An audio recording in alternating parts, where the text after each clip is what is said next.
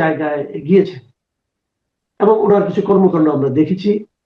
কিছু কর্মকাণ্ড নিয়ে আমার কাছে মনে হয়েছে যে মানে আমি একটা যেন বাংলাদেশের যে ট্র্যাডিশনাল পলিটিশিয়ান সেরকম আচরণ যেন দেখছি না, এবং এটা আমাকে ব্যক্তিগতভাবে আমি বলবো মুগ্ধই করেছে। যেমন উনি আসলেন এবং সেখানে মানে কথা বলেন, মঞ্চে গেলেন, মঞ্চে যে অল্প সময় কথা বললেন এবং পুরো বক্তৃতায় কারো ব্যাপারে কোনো গালমন্দ করলেন না, কারো ব্যাপারে কোনো প্রতিহিংসা ছড়ালেন না। উনি ওনার স্বপ্নের কথা বললেন, লক্ষ্যের কথা বললেন। পরদিন দেখলাম যে দলের পক্ষ থেকে দুঃখ প্রকাশ করা হলো যে ওনার কারণে এতে ঢাকা শহরে মানুষের কষ্ট হয়েছে সেই জন্য। এবং তারপর দেখলাম যে ময়লাগুলি বর্জ্যগুলি অপসারণের জন্য তারা একটা উদ্যোগ নিলেন। এইগুলি নিয়ে আমি মানে একভাবে বলার চেষ্টা করতে উনি কিছুটা করেছে, কিন্তু আমি দেখলাম যে এগুলোর ব্যাপারেও কেউ কেউ সমালোচনা করতে চাচ্ছে। মানে এটা তেল মারা হচ্ছে কিনা এটা বলা হচ্ছে, যে আমিও তেল মারছি কিনা এটা বলা হচ্ছে, আগে উনি কি করেছেন সেটাও বলা হচ্ছে। তো আমার কথা হলো কি যে মাঝখানে 17-18 বছর পার হয়ে গেছে। 17-18 বছর আগে উনি কি করতেন সেটা ওনার বর্তমান কর্মকাণ্ড না দেখেই সমালোচনা করাটা, আমরা অন্তত 17-18 দিন দেখি, 17-18 মাস দেখি, তাই না? না দেখেই যে সমালোচনাই করতে হবে তাকে, এই যে একটা মানসিকতা, এটা একটা বিষয়। আবার বিপরীত দিকে আরেকটা মানসিকতা দেখলাম যে বিভিন্ন মিডিয়াগুলোতে আগে যেরকম দেখতাম যে মানে প্রধানমন্ত্রীর মানে অনুষ্ঠান হলে পরে সেটা নিয়েই হয়তো একটা টেলিভিশনে, আপনি তো টেলিভিশনে ছিলেন দীর্ঘদিন, আপনি জানেন, খবরের হয়তো প্রথম অর্ধ ওটা নিয়ে চলে গেল। এটাও কিন্তু দেখা গেছে কালকে বিভিন্ন টেলিভিশন, আমি নিজেও দেখেছি, ফার্স্ট হাফ পুরাটাই তারেক রহমানের কর্মকাণ্ড নিয়ে আলোচনা হচ্ছে। বিভিন্ন পত্রিকা দেখেছি প্রথম পাতা তারেক রহমান ছাড়া কোনো নিউজই নাই। কোন কোন পত্রিকায় 3 পেজ পর্যন্ত তার তারেক রহমানকে দিয়ে দেওয়া হয়েছে, উৎসর্গ করা হয়েছে। এই যে দুটো ধারা, যে একটা হলো না দেখে সমালোচনা করা, আর একটা হলো প্রশংসা করতেই থাকা করতেই থাকা। তো এই বিষয়গুলিকে আপনি আসলে কিভাবে বিশ্লেষণ করবেন? একটু বড় হয়ে গেল আমার প্রশ্নটা, তো অমন হয়। দ্বিতীয় অংশের উত্তরটা আগে দিই, সেটা হচ্ছে গণমাধ্যম তার পুরনো সংস্কৃতি এবং পুরনো আচরণ থেকে বের হতে পারে নাই। একটা উদ্দেশ্য হচ্ছে যে প্রাথমিক অবস্থায় যেহেতু পাঠকের মধ্যে অনেক ঔৎসুক্য থাকবে কিংবা দর্শকদের মধ্যে অনেক ঔৎসুক্য থাকবে, তাই সেই কৌতূহল বিবেচনা করে অনেকেই তাকে নিয়ে প্রচুর সংবাদ ছেপেছেন। তিনি কিভাবে নামলেন, সুটকেস হাতে নিলেন, কার সাথে কথা বললেন, কাকে জড়িয়ে ধরলেন, এরকম খুঁটিনাটি বিষয় তারা কাভার করেছে। আমার কাছে মনে হয়েছে পত্রিকাগুলির ক্ষেত্রে এটা একটা আধিক্যতা হয়ে গিয়েছে, যেটাকে বাংলা ভাষায় বলা দেখলামও। কারণ টেলিভিশনে সবাই তাকে দেখতে পাচ্ছে। এই পুরো যাত্রাটা লাইভে কাভার করা হয়েছে এবং বিএনপির যে প্রচার সেল তারাও লাইভ দিয়েছে। তাহলে আবার উনি কোথায় থামলেন, কোথায় কি করলেন, এইটা যে এইভাবে বলতে হবে আজকের এই তথ্য প্রযুক্তির উন্নতির যুগে, এটার দরকার ছিল না। পত্রিকাগুলি একটু সংযত আচরণ করতে পারতো। কিন্তু আমার কাছে মনে হয়েছে পত্রিকাগুলি তাদের যে 17 বছরের নানান ধরনের তেল দেওয়া কিংবা নানান ধরনের ভুল ত্রুটি আছে সেগুলো মোচন করার জন্য ওই দিনই তারা সকলে ঝাঁপ দিয়ে নেমে পড়েছিল। এটার দরকার ছিল না, কারণ তারেক রহমান এই জিনিসটা যে পছন্দ করবেন না এটা তিনি বহু আগে থেকে বলেছেন এবং ওই দিনও তার সব কাজের মধ্যে এটা দেখা যাচ্ছিল যে তিনি আবেগ পছন্দ করছেন না, অতিরিক্ত স্লোগান দেওয়া পছন্দ করছেন না, বড় চেয়ারে বসা পছন্দ করছেন না। সম্বোধনের মধ্যে তিনি মুরব্বীদেরকে, ভাই বোনদেরকে সম্বোধন করেছেন, আলাদা করে দলের লোকজন কিংবা কোন স্পেসিফিক জনতাকে তিনি সম্বোধন করেন নাই। এই সবকিছু দেখেও আমার মনে হয় যে পত্রিকাগুলি এটা থেকে বের হতে পারে নাই। আর টেলিভিশনের কথা যদি বলেন, টেলিভিশনগুলি সারাক্ষণ ভয়ে কাতর, কে কখন ঢুকে পড়বে, কার চাকরি বন্ধ করতে বলবে। আপনি জানেন যে এরই মধ্যে নাজনীন মুন্নির চাকরি খাওয়ার জন্য কিছু লোকজন ব্যস্ত হয়ে পড়েছে। এরকম যে চাপ টিভিগুলির উপরে এবং বিশেষ করে টেলিভিশনের যন্ত্রপাতির যে উচ্চ মূল্য, এইসব কারণে অনেক ক্ষেত্রেই টিভির মালিকেরা শঙ্কিত এবং তারা এক ধরনের প্রতিরক্ষা আশা করেন। ফলে তারা দেখাতে চেয়েছেন যে তারা একটি রাজনৈতিক দলের সাথে আছেন বা তাদের সঙ্গে তারা আছেন, কারণ এই রাজনৈতিক দলটি মধ্যপন্থা অবলম্বন করছে। আরো একটি বিষয় হচ্ছে যে আপনি জানেন নিশ্চয়ই যে প্রথম আলো ডেইলি স্টারে আগুন দেওয়া হয়েছে, সেখানে প্রথম আলো ডেইলি স্টারে কিন্তু মিডিয়ার যন্ত্রপাতিও ছিল, কারণ তারা এখন এক ধরনের তথ্য প্রচার করে থাকে যেটা ভিডিও চিত্রের মাধ্যমে। তারা সাক্ষাৎকার প্রচার করে ভিডিওতে এবং চোরকির অফিস ছিল, সবকিছু পুড়িয়ে দেওয়া হয়েছে। ফলে এইসব থেকে অনেকটা ভীত সন্ত্রস্ত একটা অবস্থা তৈরি হয়েছে অনেকের মধ্যে। একজন আমাকে বলেছেন, একজন টিভি মালিক, যে ভাই ওরা যদি ঢিল মারে তাহলে আমি সারাদিন 24 ঘন্টা কি করে পাহারা দিব, এরকম একটা কথা তিনি বলেছেন, যেটা আমার কাছে মনে হচ্ছে যে খুবই দুর্বলতা। কারণ ঢিল মারলে উনি তাদের ছবি প্রচার করে দিবেন এবং তারপর আইন শৃঙ্খলা তাদেরকে রক্ষা করবে, বা আইন শৃঙ্খলা বাহিনী তাদেরকে প্রতিরক্ষা দিবে এবং যারা অপরাধী তাদেরকে ধরবে। কিন্তু দেখেন টিভির মালিক বিশ্বাস করতে পারছেন না যে আইন শৃঙ্খলা রক্ষাকারী বাহিনী ছবি দেখেও তাদেরকে ধরবে নাকি ধরবে না। তো এই জায়গাটিতেই হচ্ছে সমস্যা। আইন শৃঙ্খলা রক্ষাকারীদের উপরে যদি আমাদের আস্থা থাকতো, বিশেষ করে পুলিশের উপরে, তাহলে কিন্তু মালিকেরা ঝুঁকি নিত, কিন্তু এখন মালিকেরা কোনো ঝুঁকি নিতে প্রস্তুত না। তো এইসব কারণে আমার কাছে মনে হয়েছে যে আতিশয্য একটু বেশি হয়ে গিয়েছে। আর এর সাথে তো ভাইরাল হওয়ার লোভ আছে।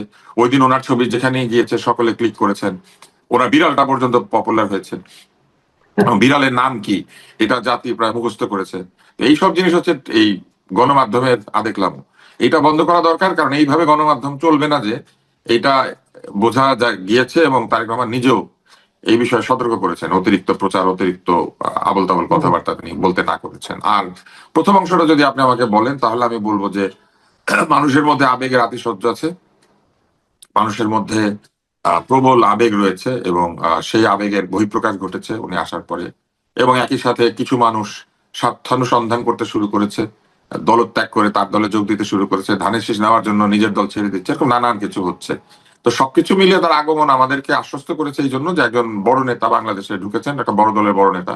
ফলে আমরা আশা করছি যে সেই দলটা আরো সুশৃঙ্খল হবে, এবং নির্বাচনের ব্যাপারে যে সংশয় ছিল সেটা অনেকাংশে দূর হয়েছে। কারণ এত বড় দলকে বাদ দিয়ে বা এই বড় দলটির ইচ্ছার পরেও নির্বাচন না করাটা খুব একটা সহজ হবে না। ফলে নির্বাচনের ব্যাপারেও মানুষের আগ্রহ যেমন বেড়েছে, নির্বাচন নিয়ে মানুষের সংশয় অনেক কমেছে। জি, আমরা এর মধ্যে মোটামুটি 3 দিনের কর্মসূচি আমরা দেখেছি অলরেডি, মানে যেটা প্রকাশ করা হয়েছে। তার মধ্যে আজকেরটাই হচ্ছে 3য় দিন। আজকে হয়তো উনি হাদির কবর জিয়ারত করতে যাবেন। এটা তারপরে হয়তো ওনার রাজনৈতিক কর্মকাণ্ডগুলি শুরু হবে, এবং তখন উনি দলের ব্যাপারে কি সিদ্ধান্ত নেন এবং দলের বিভিন্ন রকম অভিযোগ যেগুলো আছে সেগুলি কিভাবে হ্যান্ডেল করেন, সেগুলো হয়তো আমরা পরবর্তী সময়ে দেখতে পাবো, এবং এই জন্য আমাদের মনে হয় একটু অপেক্ষা করতে হবে। তবে একটা জিনিস লক্ষণীয়, উনি আজকে হাদির কবর জিয়ারত করতে যাবেন, এবং যে পথে যাবেন এই শাহবাগের যে পথটা, সেখানে কিন্তু অলরেডি ইনকিলাব মঞ্চ অবস্থান নিচ্ছিল, এবং ওনার যাওয়া উপলক্ষে ওই কিছুটা সময় তারা ওখান থেকে সরে আজিজ মার্কেটের দিকে চলে আসবে, এবং উনি চলে যাওয়ার পর হয়তো আবার তারা আগের জায়গায় আসবে।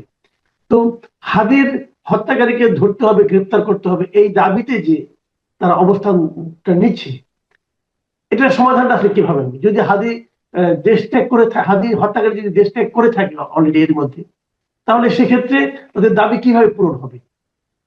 অথবা তারা এটা কি কোনো সমাধান কিনা? এই বিবেচনাটা তাদেরকেই করতে হবে, কেননা যদি সত্যি এই হত্যাকারীরা পলাতক হয়ে গিয়ে থাকে, তাহলে সরাসরি তাদেরকে এই মুহূর্তে ধরতে না পারলো, হত্যার সঙ্গে যারা সংশ্লিষ্ট এরকম যদি কেউ থাকেন বা কোনো প্ল্যানার থাকে, তাদেরকে গ্রেপ্তার করতে হবে, যেটা কিন্তু সরকার করেছেন বলে আমাদেরকে জানিয়েছেন। যে তার আহ বাবা মা সহ যারা তাকে পালাতে সহায়তা করেছেন, এদেরকে ধরেছেন বলে সরকার আমাদেরকে জানিয়েছেন। তো সেটা যদি ঠিক হয়ে থাকে, তাহলে একটু ধৈর্য ধরতে হবে, এবং সরকারের উপর চাপ সৃষ্টি করার প্রক্রিয়া হিসেবে তারা মিছিল, মানববন্ধন বা বিভিন্ন কর্মসূচি নিতে পারেন। কিন্তু সাধারণ মানুষের দুর্ভোগ তৈরি করলে আমার মনে হয় সেটা হিতে বিপরীত হবে। 1 দিন 2 দিন পর্যন্ত ঠিক আছে, কিন্তু দীর্ঘমেয়াদে শাহবাগের মোড়ে যদি তারা গণজমায়েত করেন, তাহলে তাদেরকে একটু চিন্তা করতে হবে যে এটা কি কোনো নেগেটিভ জায়গায় চলে যায় কিনা সাধারণ মানুষের কাছে। হাদির হত্যাকারীর বিচার সকলেই চায়, সকল ধরনের হত্যাকাণ্ডের বিচারিত হতে হবে বাংলাদেশে। হত্যার বিচার তো বন্ধ রাখা যাবে না। এখানে হাদি না হয় যদি অন্য কেউ হতেন, হত্যার বিচার তো হতে হবে। এবং একটা সভ্য দেশে হত্যার বিচার হবে না, এটা তো কেউ চিন্তা করতে পারে না। তাই আমি মনে করি যে দাবি সঠিক, তারা দাবি জানিয়েছেন, দাবির জন্য চাপ সৃষ্টি করছেন, সেটাও সঠিক। কিন্তু চাপ সৃষ্টির প্রক্রিয়াটা তারা পুনর্বিবেচনা করলে ভালো হতো, কেননা এই মুহূর্তে যেহেতু নির্বাচনের ডামাডোল বেজে উঠেছে, এবং হাদি নির্বাচনী এলাকা, সেখানেও নতুন নির্বাচনী প্রার্থী ইনকিলাব মঞ্চ দেবে কিনা সেটাও তারা চিন্তা করার সময় এসেছে। হাদির পলিটিক্যাল যে স্ট্যান্ড, সেই পলিটিক্যাল স্ট্যান্ডটাকে বাঁচিয়ে রাখার জন্য তাদের অধিকতর শ্রম দেওয়া উচিত। কেননা ইনকিলাব মঞ্চের যদি ইমেজ বলেন, তাহলে সেটা শুধুমাত্র হাদির ইমেজের উপরে দাঁড়িয়ে আছে, এবং এখন আরো দাঁড়িয়ে গিয়েছে। ফলে যদি তারা মনে করেন যে হাদিকে রাজনৈতিক ভাবে এক ধরনের স্থায়িত্ব দিতে হবে, তাহলে তাদের সর্বশক্তি দিয়ে হাদির আসনটাতে নির্বাচন করার চেষ্টা করা উচিত বলে আমার কাছে বেশি মনে হয়। এবং নির্বাচনী এলাকাতেও প্রতিবাদ এটা হতে পারে, কিন্তু প্রতিবাদ করতে গেলে শাহবাগের মোড়েই করতে হবে। এটা আমি মনে করি না যে একটা জায়গায় পরিণত করা হচ্ছে প্রতিবাদের জায়গা। আর প্রতিবাদ করতে চাইলে আপনি আরো স্ট্র্যাটেজিক জায়গা আছে যেখানে দাঁড়িয়ে প্রতিবাদ করতে পারেন। আমার মনে হয় তারা সেটা করলে ভালো করবেন। জি, আরেকটা জিনিস, এখন আমরা তো আগামী দিনে নির্বাচন মুখী সব রাজনীতি হচ্ছে কিন্তু, এবং তারেক রহমানও ঠিক নির্বাচনমুখী রাজনীতি করার জন্যই এসে গেছেন অলরেডি, আমরা যতটুকু বুঝতে পারি। আর 1.5 মাস মতো আছে নির্বাচনের।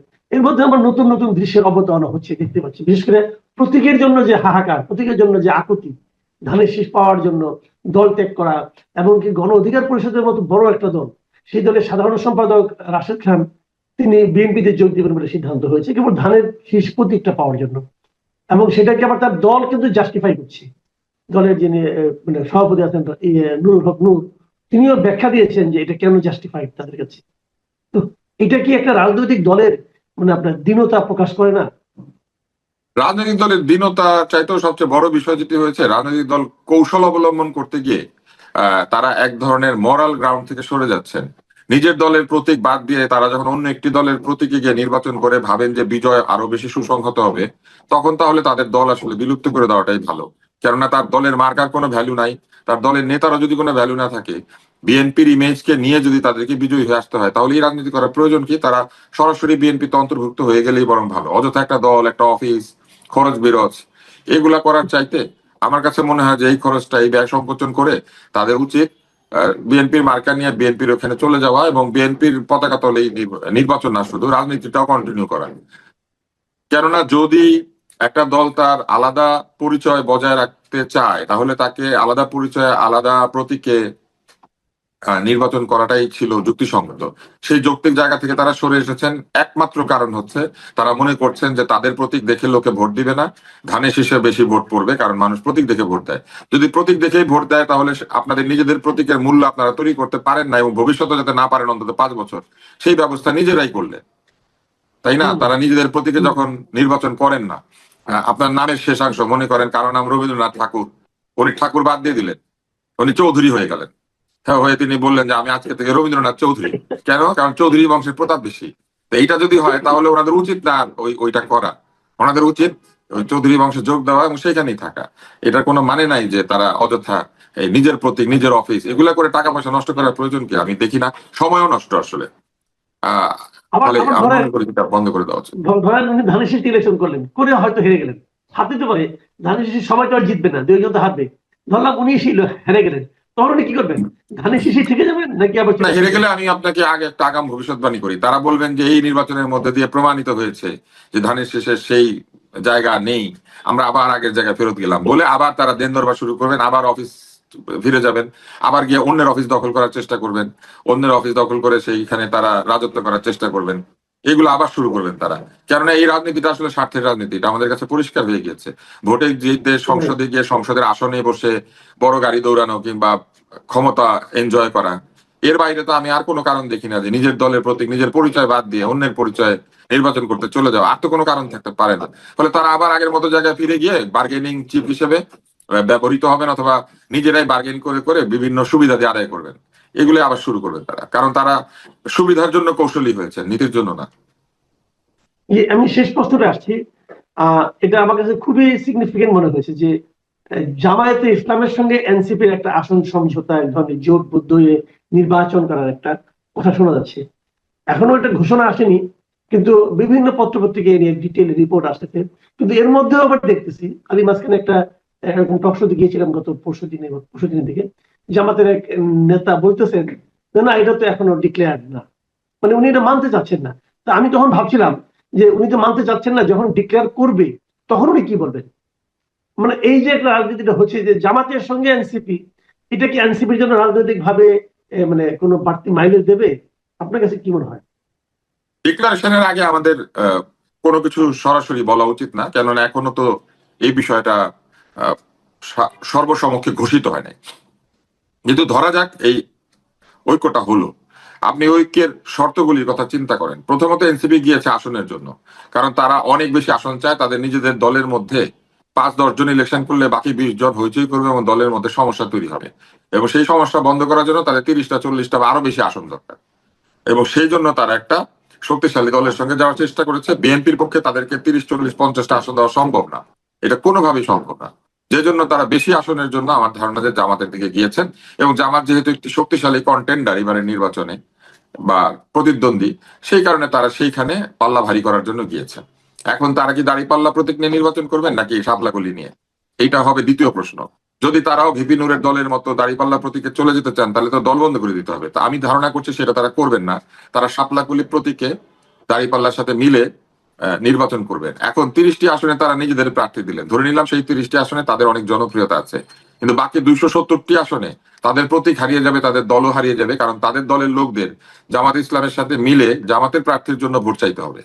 এবং তারা যখন জামাতের সঙ্গে মিলে জামাতের প্রার্থীর সাথে ভোট চাইবেন, তাদের নিজেদের দলের যে আইডেন্টিটি বা তাদের দলীয় নেতা কর্মীদের যে পরিচয় বা এই জুলাই আন্দোলনের যে ভূমিকা, সেগুলো সব এক ধরনের নিষ্ক্রিয়তার দিকে চলে যাবে।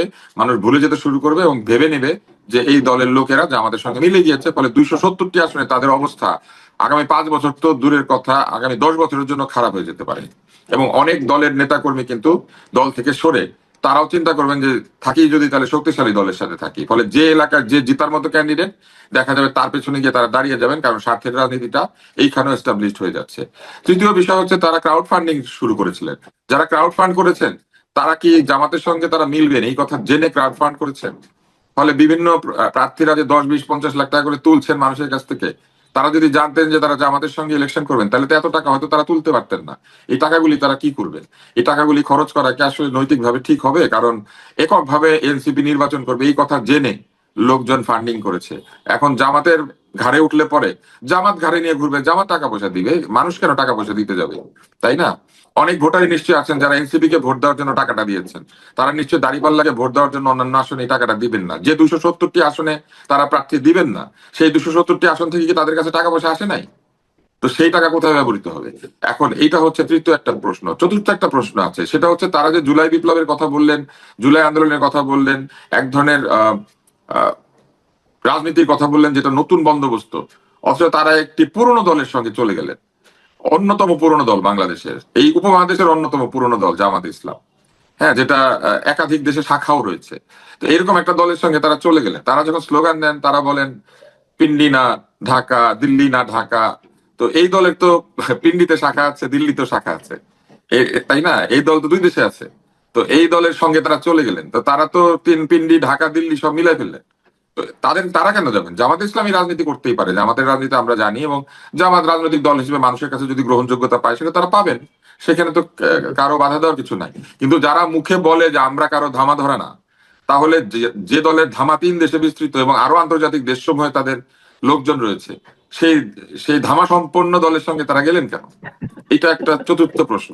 পঞ্চম একটা প্রশ্ন আছে, সেটা হচ্ছে তারা যে ভবিষ্যতে রাজনীতি করবেন, তারা বলেছিলেন নতুন বন্দোবস্ত করবেন। আসন ভাগাভাগির রাজনীতি কি নতুন বন্দোবস্ত? আসন ভাগাভাগির রাজনীতি তো হচ্ছে এই উপমহাদেশের সবচেয়ে পুরনো রাজনীতি। আপনি যদি দেখেন তাহলে দেখবেন যখন এই যে শ্যামা প্রসাদ মন্ত্রিসভা হয়েছিল, সেখানে আসন ভাগাভাগি, এই সিট ভাগাভাগি, কে মুখ্যমন্ত্রী হবেন এটা নিয়ে একের পর এক সরকার বদল হয়ে যেত। তারপরে যখন পাকিস্তান হলো, পাকিস্তানে একটার পর একটা সরকার পড়ে গিয়েছে একই ব্যাপারে, ক্ষমতায় কে যাবেন, কোন দিকে কয়টা আসন। এবং তারপরে যখন বাংলাদেশ হয়েছে, যে আর্টিকেল 70 যেটার মধ্যে ফ্লোর ক্রসিং বন্ধ করা হয়েছে, এটা করাই হয়েছিল এই ভয়ে যে সকালবেলা এক জায়গায় বক্তৃতা দিয়ে রাত্রেবেলা এক দলে চলে যায়। তো সেই ভাগাভাগির রাজনীতি তো আমরা বন্ধ হতে দেখলাম না, উল্টা দেখলাম যে নির্বাচন হওয়ার আগেই ভাগাভাগির রাজনীতিতে তারা জড়িয়ে পড়েছেন। তো তাহলে সেই পুরনো রাজনীতিতেই আমরা থেকে গেলাম। এটাই যদি রাজনীতি হয়, এটাই যদি রাজনীতি হয় যে আমাদেরকে জিততেই হবে, তাহলে শহীদ হাদির রাজনীতি কোথায় যাবে? হাদি পরিষ্কারভাবে বলেছিল যে সে মনে করে সে জিতবে না, তবুও সে নির্বাচন করছে, কারণ এই নির্বাচন হচ্ছে তার আদর্শকে স্থাপন করার নির্বাচন। সে বলেছিল যদি সে 500 ভোটও পায় সে নির্বাচন করবে, এবং আরো বলেছিল যে এই নির্বাচনে যদি সে নির্বাচিত হয় তাহলে সে 299 জন সংসদ সদস্যকে দুর্নীতির বিরুদ্ধে কথা বলে, দায়িত্ব পালনের কথা বলে, নানান ভাবে চাপ সৃষ্টি করে সে সংসদকে এক ধরনের তটস্থ করে রাখবে, হাদিটা বলেছিল। তাহলে হাদির আদর্শের কথা আপনি বলবেন আর অন্যদিকে আপনি সিট ভাগাভাগির রাজনীতি করবেন, এটা কি করে হয়? হাদির মতো স্বতন্ত্র দাঁড়িয়ে যেতেন যদি এতই মনে করেন যে দল পাচ্ছে না। আরো একটা কথা আছে, হাদিকে তারা বুকে নিয়েছেন, হাদিকে তারা আদর্শ হিসেবে খুব প্রচার করছেন। প্রথমত হাদি একটা আলাদা রাজনৈতিক দলের সদস্য ছিল, জুলাই যোদ্ধা হিসেবে আমরা প্রায় অনেকেই একই প্ল্যাটফর্মে, কিন্তু রাজনৈতিক দলগুলি তো আলাদা আলাদা। তাহলে হাদি দাঁড়িয়েছিল ইনকিলাব মঞ্চের মুখপাত্র হিসেবে, ওইখানে হাদির বিরুদ্ধে প্রার্থী দিয়েছিলেন কেন? হাদি হেরে যেত না যদি হাদি বেঁচে থাকতো? তাহলে হাদি যাতে হারে সেই ব্যবস্থা করা হয় নাই, হাদির বিরুদ্ধে প্রার্থী দেওয়া হয় নাই। হাদির বিরুদ্ধে প্রার্থী দিলেন কেন? হাদির আদর্শকে আপনাদের এত ভালো লেগেছে, হাদিকে আপনাদের এত ভালো লেগেছে, কিন্তু হাদি জিতুক আপনারা সেটা চান না।